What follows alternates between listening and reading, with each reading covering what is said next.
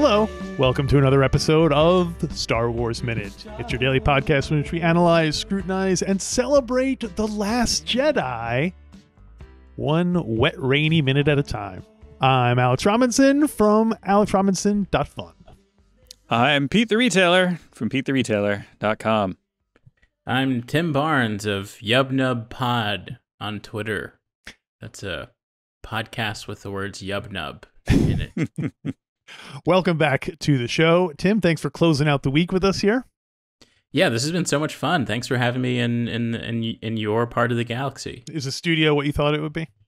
Oh, it's amazing. I didn't expect this much leather. It was Nobody did.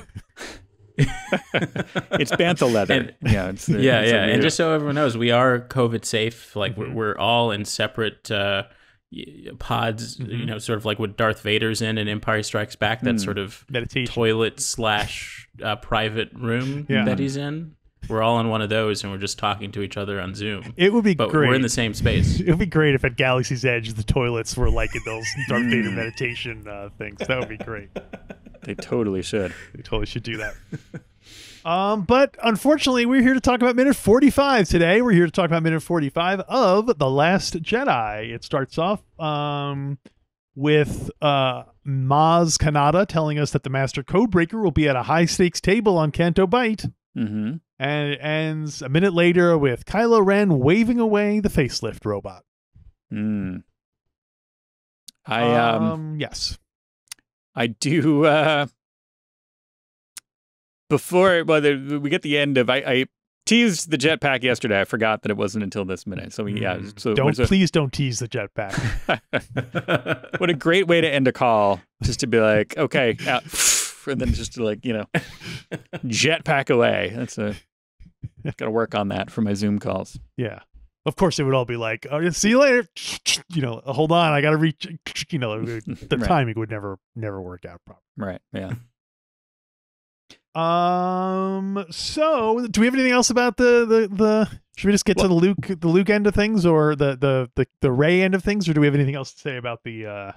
I do have the note Maz. that even our heroes seem to be kind of they seem reluctant to go to Canto Bight. She was like, all right, you'll find him on Canto Bight, and they're like, can't we just solve this ourselves somehow?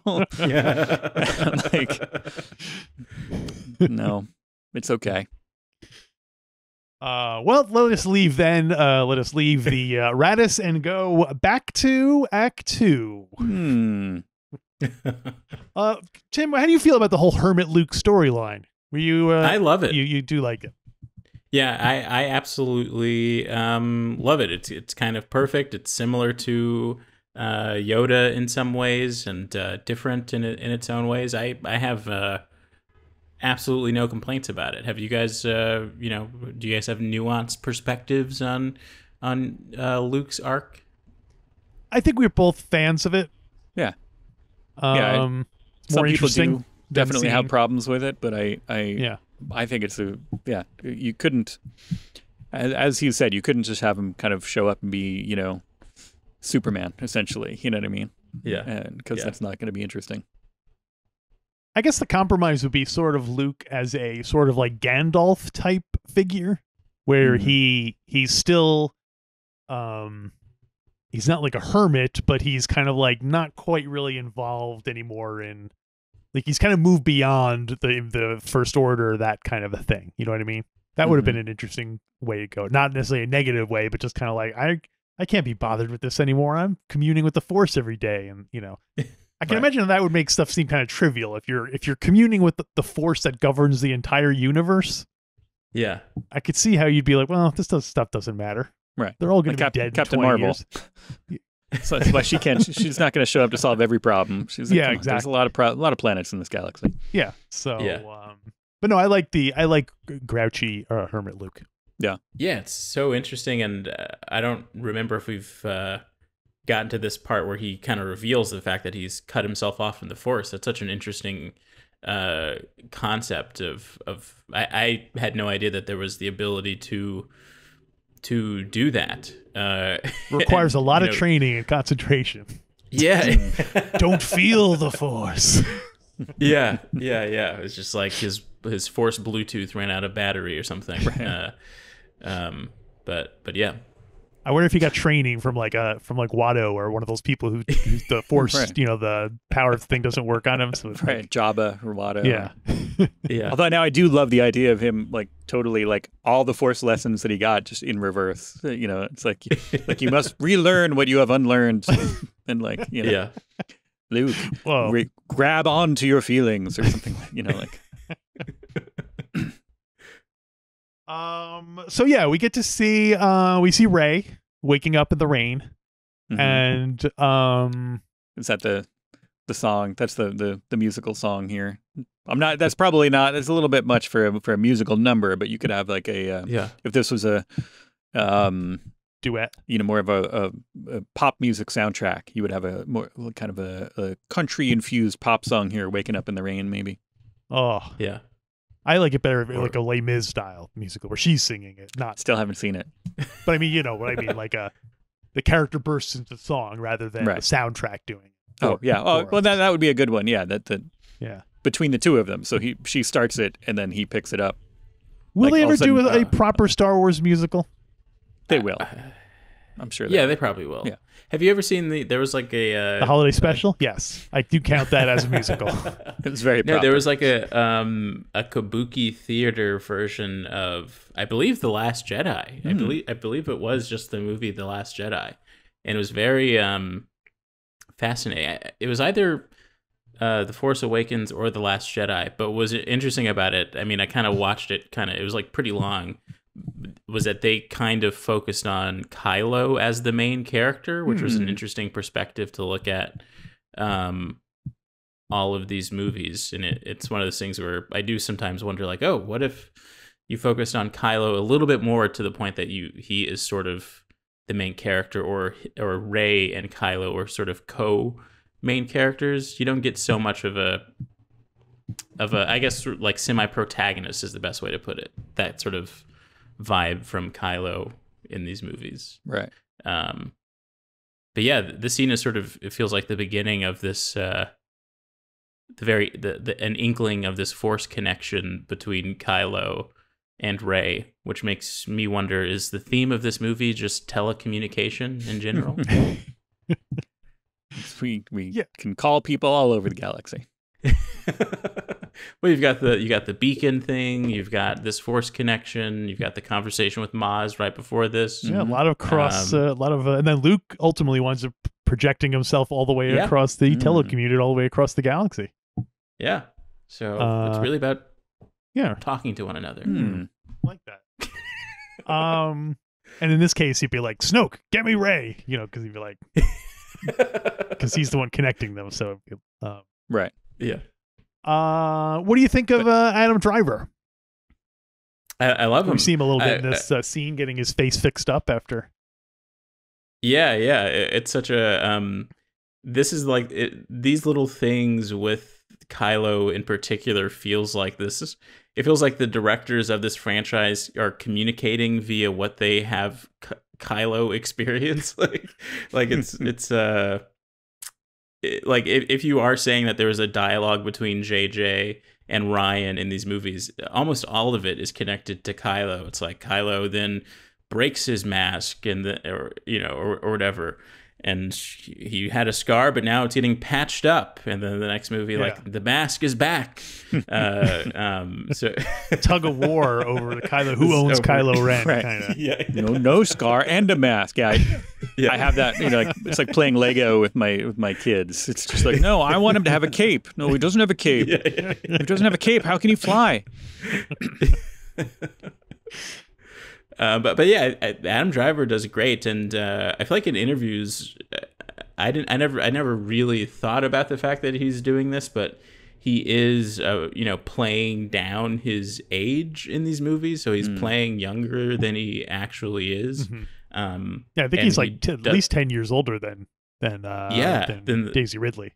Yeah, and he kind of does that masterfully. He is the perfect Skywalker whiny It definitely helps that he behaves like a pouty child. That definitely helps him seem a bit younger.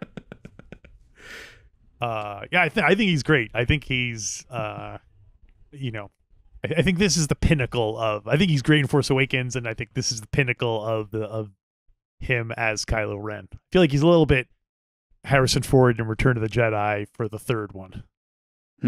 Just in these kind of like, I really, don't even really care what's going on anymore. Just tell me what I'm supposed to say. I said I'd be here.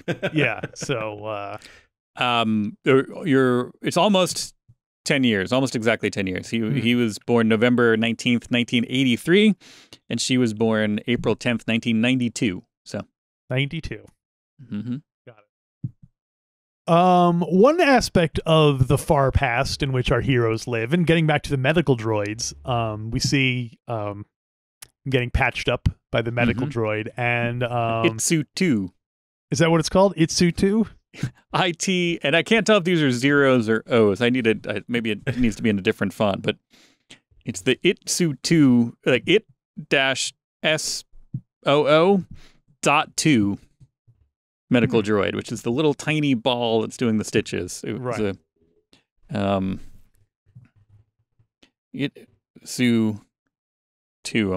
That's trying to go to a site called Itsu II. Yeah, it looks like S00. ITS00.2. ITS00.2. I don't know how you. Like Tootsie?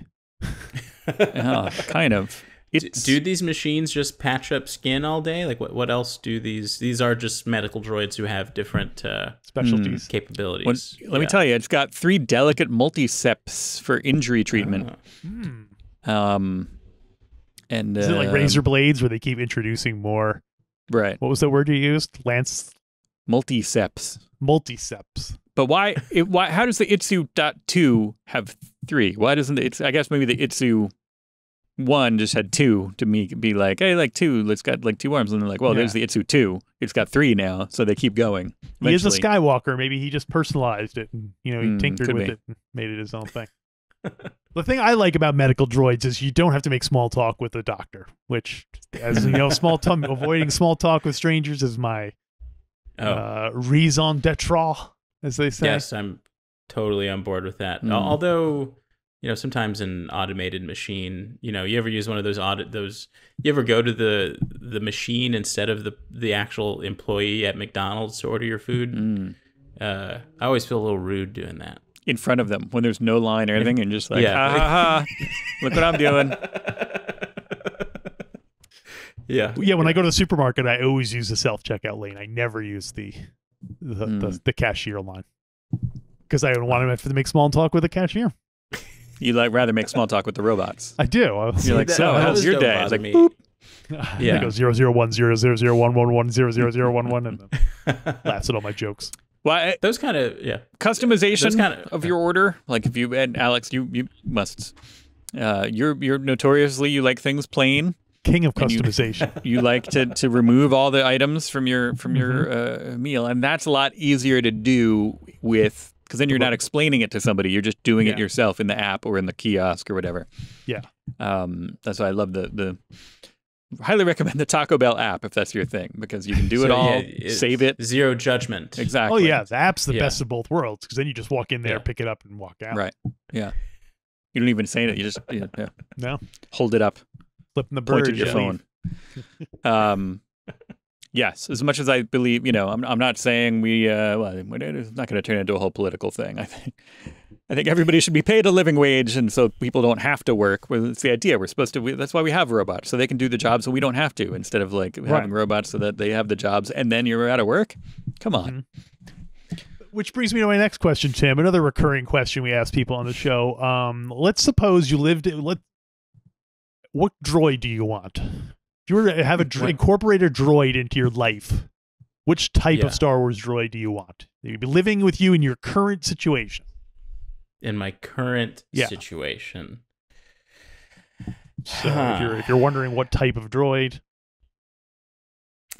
I didn't mean to throw you on the spot here.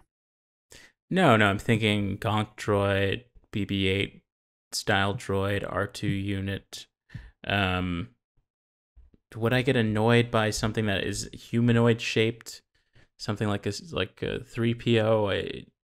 I think I'd what's beautiful about C3PO is that sort of blank face where you can add any sort of emotion to it, and I can see that kind of not being able to see what see through that type of droid's exact mood is all day could freak me out at some point. I could assume that unit just doing something normal is passive aggressive because I'm adding some sort of concept of the emotion that I think this droid is having. So I think I would stay away from something like that. To me, it's a debate between an R2 unit and a BB unit. And I guess I'll have to go with a BB unit, just because it's a little more flexible. As much as I love R2, BB-8's the superior choice. Yeah. Well, then they're always underfoot because they're rolling around. You're going to be tripping over that thing. It's true. Nonstop. Yeah. But then it also has, different, has like wires that can pop out of. There's a lot of triceps. Yes. It's just more fun. I think if I'm going to be indoors with a droid, a BB unit is generally going to be more fun, though I bet R2 has a lot more movies and video games installed in him than BB. So, so that's a tough question. I hope I answered it thoroughly.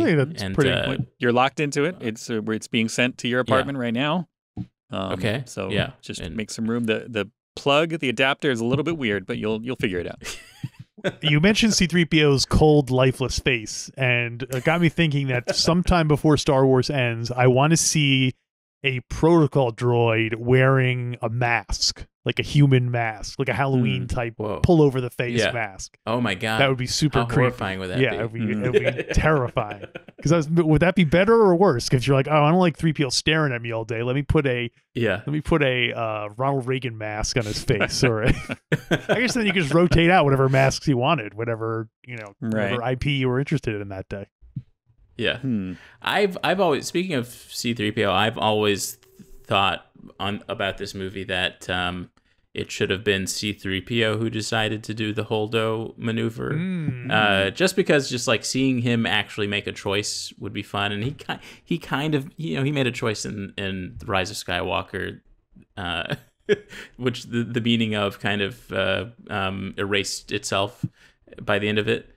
But to me, seeing him make that choice and then a close-up of C-3PO's face, a face in which you can imply any emotion to it, I feel like that would have been so impactful just to see a close-up of his face right before he sacrifices himself. I can't get over how impactful that would have been. And of course, he could have downloaded his consciousness somewhere else and uploaded it into another droid or something. Pull a group where you get a little bit of him left somewhere, and then you can upload it to a new. Then you get a new body with a new voice, and that's also a way to kind of handshake, pass the torch from Golden Tony to a new actor. Yes. I like it. I think because I'm picturing one solitary tear dripping down his face. Goldschlager dripping down his face. I'm totally picturing the scene where they're like, well, there's like a scrum of all the the human is trying to figure out like, all right, well, what well, in order to to kind of do it, we need somebody to be at the controls to pull it off. And like, yeah, but who can we have? Like, well, it could be you. And they're all arguing over who it's going to be. And then he just interrupts to be like, well, if I may. And they all like part ways and look at him, and he's like, it doesn't have to be a human at the controls. And they're all like, oh. And he's like, he offers himself up as to save everybody. That would be very out of character for C-3PO, who normally avoids danger and bodily harm. I know, but it's the idea is that you want to give every character some sort of arc in this trilogy. Just seeing some sort of build up to something like that, which I do think they played around with that a bit in the next movie. But even just some linguistic magic to make C-3PO end up saying the line, never tell me the odds or something would have been fun. Totally, yeah. So I think it's in line with his, like he's afraid of, dismemberment and pain. But this is like, hey, instant death. And you get to be a hero. You know what I mean? Yeah, I mean, They have to R2 promise was him. awarded. R2 got an award. Did they get awards in A New Hope? R2 No. and C3PO? I mean, Okay, but R2 has been awarded by Naboo royalty. Yeah, he got a commendation. So from the C3PO Queen. must feel left out yeah, from that. Yeah, he just gets yelled at all day long. yeah. Yeah. I really like this. A lot of people have said Admiral Akbar. I think 3PO doing the 3PO maneuver. And it's funny that would go down as being such a bold war move when 3PO is the most famous coward in the entire galaxy. It's like, I think we should try the C-3PO maneuver. And be like, what? You mean like, like, no, the other one. Well, anything else for minute number 45? Or I guess, Tim, in your case, do you have any other comments on the movie generally? Oh, in the How many movie times did you see it? generally? How many times did you see it in the theater? I would say, well, in theaters, I think I maybe saw it 3 times, and ultimately, I would say maybe 10 times. I really do love this movie, and I feel I don't know how you guys. I mean, of course, this podcast dissects it a lot, and we do talk about the things that we don't like about it, but so much of the joy of Star Wars in general is sort of poking fun of it and looking at the, you know, missed opportunities and just kind of joking about this weird universe that we're all obsessed with. Yeah. So I do think it's in some ways flawed, but in a lot of ways very bold and really did push the franchise forward in a lot of ways that I think was just like challenging for a lot of people to take at at face value. But even I think ultimately my feeling at the end was like, how are they possibly going to wrap everything up? Because there's so many questions that I still have from the first movie, from the Knights of Ren to who the hell is Snoke to all of it. And I kind of had, I mean, do you guys kind of have versions of this movie in your head, like big choices that you think would have been interesting to have been made in the movie? Oh yeah. Cool. Well, first of all cats. That's the Singing. yeah. There's a lot of things, you know, that could have been done differently, but who knows? Not for me to say whether or not that would have been better or worse. But yeah. I mean, I mean, one thing that I really I really loved the fact that Snoke dies in this movie, mm-hmm. and I really loved the mystery of who Snoke was, and the results of that mystery for the franchise in general. I've not been satisfied with, but I think like stuff like The Mandalorian could figure out a way for me to get back on board. But I really thought it would have been interesting in this movie if in that moment where Kylo extends his hand to Rey, if Rey took him up on his offer. And the idea being that, you know, what if the mystery of Snoke is that he's from some outer territory that no one has ever seen or heard from before, and that there are more people of whatever race that is out there, and he's just like, Snoke is actually just a cog in a bigger, sinister machine, and these forces are suddenly coming to the attack, and then Rey takes Kylo's hand, not because she's joining the dark side, but because the enemy of my enemy is my friend. And then you get a battle at the end of this movie where, because they've joined forces, you see X-Wings and TIE fighters joining forces to fight some spaceships you've never seen before, and it's just this big battle where you have no idea what's going on, but there is some semi-victory, and then you cut to credits. That is my version of this movie, and to that I have said my piece, but that's it. That would be very Star Wars to be like, oh, well, you killed Snoke, so in the next movie, guess what? It's a bigger Snoke, or like, you know, 2 Snokes. Like, It's you know, always it's a like, bigger oh, Snoke. Yeah. We're gonna need a bigger Snoke. Each of the 2 halves grew into a new Snoke. right. That's their he's like a Hydra.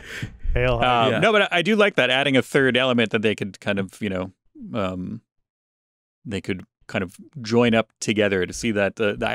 I appreciate your vision. I like the idea of X-Wings and TIE fighters together. And it would fit in with some of the themes of this that, you know, like, hey, they're not really that different. Yeah. Like what DJ says with the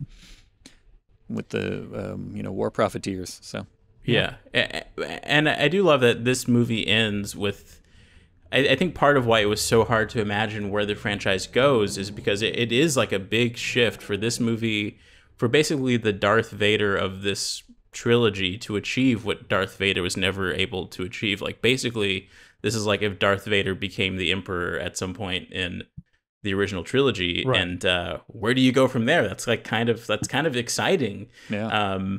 And then, you know, in the next movie, it's like, where do you go from there? Well, there's a bigger bad guy, and it's Darth Sidious, and right. your power is sort of limited in this movie. It's like, it kind of, you know, yeah. Well, all right. Well, thanks for joining us all week. Thanks for leaving us on a downer. No. Yeah. No, it's, Yeah, thanks for having me. it's a fun movie, and it's a good, it does raise a lot of questions that may or may not have been satisfactorily answered. But we'll have to check back in with you once we get to Rise of Skywalker. Yeah. Or Solo. And think of me when you get to the Crystal Critters. Right. Yeah. Crystal Critters. Where can people find you again? Remind everyone on the internet and stuff where you are. Oh, yes. You can find me on Twitter at TimBarnes451. That's the temperature at which jokes burn. And at TimBarnesComedy.com. And I'm A-Rob Twit. Pete, you are Pete the Retailer or Peter Bonavita? Who? Yeah, I'm Pete the Retailer at both at and .com and all of the above. Okay. I thought Instagram is maybe anyway. So yes, you can then you can follow the show Star Wars Minute. Star Wars Minute. Star Wars Minute. Nice dismount.